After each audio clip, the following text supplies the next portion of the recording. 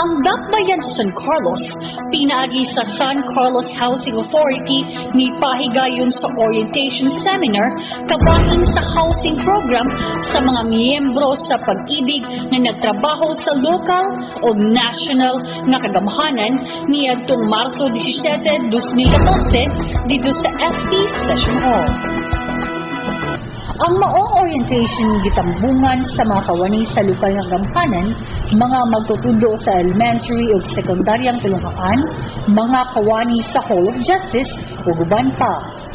Si Richie Chanco Duhon, Housing Relations Officer sa Pag-ibig Fund, Bacolod Branch, ang nagsilbing resource speaker ug mo'y mituki kabahin sa mga detalye sa pag-ibig nga mauunya ang mga miyembro niini mo apply alang sa housing loan. Partnership of Pag-ibig, LGU, and your developer, so to say, you will be achieving one of your human basic needs. R310, which is the amended guidance of the Pag-ibig Fund End User Co-Financing Program. I believe some of you here already avail a housing loan with Pag-ibig. Si Housing and Homesite Regulation Officer Oscar Limpio mo'y mipahayag kabahin sa matang o gidakon sa balay nga tukuron. Si Mayor Gingo Valmayor sa pasiunang mensahe niya sa mga mitambong sa mga orientation na kanayon na housing program magpasiugdahan sa lokal nga gamhanan may usa ka pagpalapad sa programa sa housing tungod kay dugay na kinigihimo sa syudad sama sa Consuelo Alger Housing kon Phase 2. To continue on giving opportunities sa mga constituents sa ang housing program. Dugay na natin nasugdan. We have seen the settlement area na sa tawag na to sa urban. So, naghan na o na value nila. So, we also thought about sa Algiers na to to expand. So, we're having this program sa to housing program for government employees. Si Mayor Valmayor adunay kahingawa nga gamay lang ang mutambong sa orientation apan nalipay sa nakita niyang daghan ang miapil.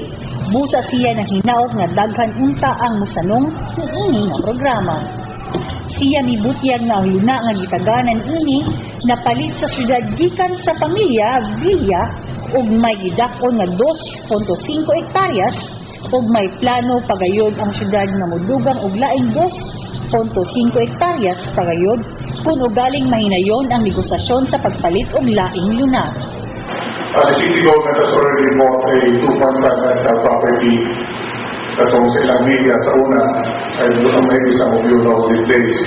Tapat nasa sa tuwang circumferential road sa may Santa Rosario, may circumferential road na niya na katubang sa urban, katubang ng Felicia. Ako actually mong pa nila ito sa confirmation katubang po sa port. So, there's a 2.5 hectare property nila. Magplano, paghimo sa subdivision is already with the National Housing Authority. Sa open forum maghimo pagkatapos sa pagdiscuss sa amended guidelines sa Pag-ibig Fund End User Home Financing Program, mitumaw ang mga daghan nga mga pangutana. Si Housing and Homesite Regulation Officer Limpio ang mipahibalo nga ang matag lote may gidakon 80 hangtod 100 metros kwadrados kung kini mahimutang sa eskina. Ang lokal nga gamahanan mo ang mo-develop sa land area samtang ang JF Ledesma Foundation Incorporated mausab ang mutukod sa balay gamit ang mas improved nga enviroblocks nga adunay mga reinforcements na karon.